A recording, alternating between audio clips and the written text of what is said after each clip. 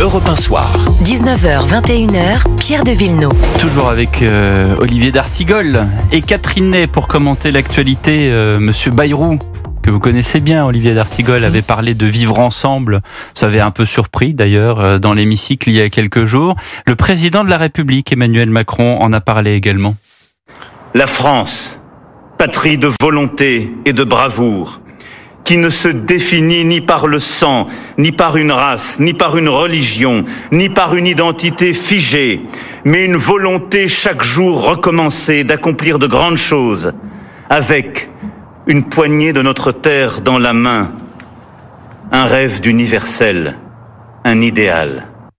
Voilà donc le président de la République qui s'est exprimé sur le vivre ensemble.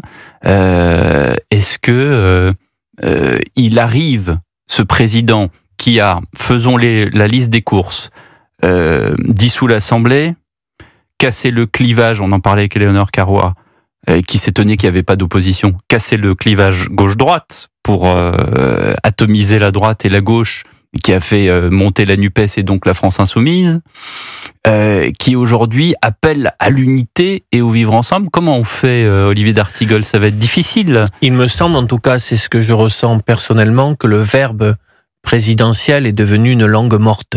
Et je dis ça sans aucun plaisir, parce que on aurait besoin dans notre pays, quand bien même il ne peut pas se représenter, d'un président, et justement, un crépuscule politique peut être celui du courage et d'initiative, mais je n'arrive plus, alors que je suis passionné par la politique et son analyse, à l'écouter.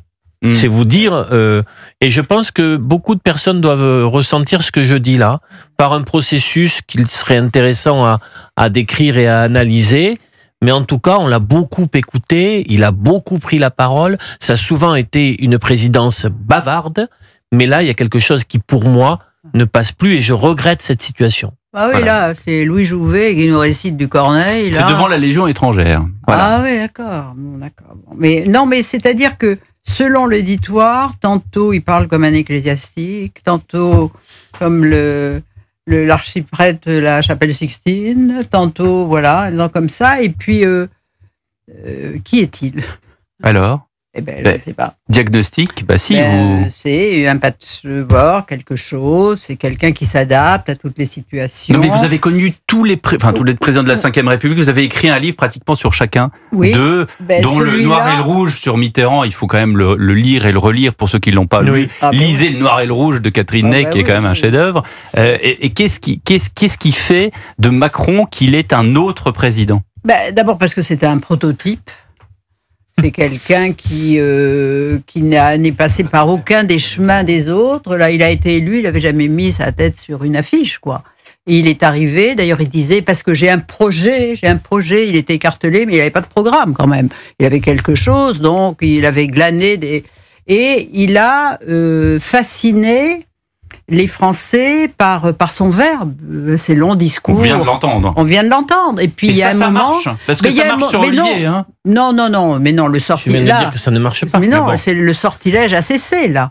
Et je veux dire que trop d'impôts tue d'impôts, trop de paroles tue la parole. Et là, c'est un tsunami de paroles qui fait que on est enseveli sous des mots. Mais pourquoi est-ce qu'il n'arrête pas dans ce cas? Il y a personne qui lui dit, écoutez, monsieur le président, c'est parce qu'il y a des présidents, il y a les présidents qui sont des graphomoteurs et ceux qui sont des verbomoteurs. Le président est un verbomoteur, mais plus que les autres. De tous, oui, c'est celui qui aura parlé de plus. Oui, voilà. Écoutons Gérard Larcher, le président du Sénat, sur le même sujet. Chacun doit pouvoir pratiquer, s'il le souhaite, son culte en toute liberté et en toute sécurité. C'est d'ailleurs au fondement de notre République. Notre pays a besoin de retrouver le vivre ensemble qui fait une communauté nationale. Chacun doit y prendre sa part et assumer ses responsabilités. Il n'y a pas de combat plus noble que celui mené contre le racisme et pour la laïcité. Bon, non mais vous voyez, vous entendez le président du Sénat, mais il parle comme Larcher, celui qu'on a toujours connu. Alors c'est plus ou moins bien dit, c'est plus ou moins bredouillé, mais on voit sa facture, il est lui. Vous voyez, il change pas, il ne joue pas tantôt un personnage, tantôt.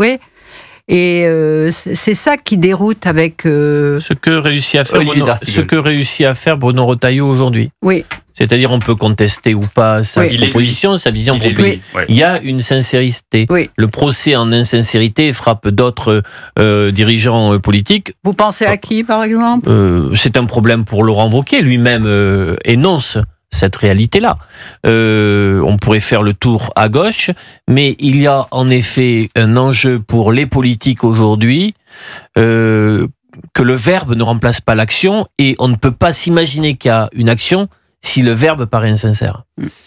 Non, je reste pensif sur ce que vous dites, effectivement.